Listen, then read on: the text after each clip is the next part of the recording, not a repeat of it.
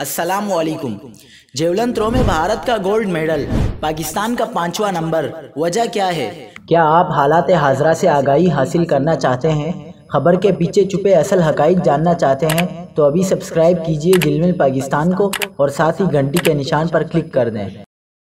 Tokyo Olympics में javelin throw के मुकाबले में भारत के नीरज चोपड़ा ने गोल्ड मेडल जीत लिया, जबकि पाकिस्तान के अरशद नदीम 5वें पोजीशन पर रहे। जब दोनों एथलीट्स का ताल्लुक जनूबी एशिया से है और दोनों की उम्रें भी तकरीबन बराबर है, तो फिर सवाल पैदा होता है कि इतना फर्क क्यों। आपको बताते चले कि दोनों एथलीट्स को मिलने वाली सहूलियात में जमीन आसमान का फर्क है और यही फर्क टोक्यो ओलंपिक्स के जेवलिन थ्रो मुकाबलों में नजर आया। फर्क है ट्रेनिंग का, सहूलियात का, जो नीरज चोपड़ा को तो मुहैया थे लेकिन अरशद नदीम को नहीं। भारत ने नीरज पर करोड़ों खर्च किया और पाकिस्तान में अरशद को जो कुछ मिला उसके बारे में सिर्फ यही कहा जा सकता है कि ऊंट के मुंह में जीरा।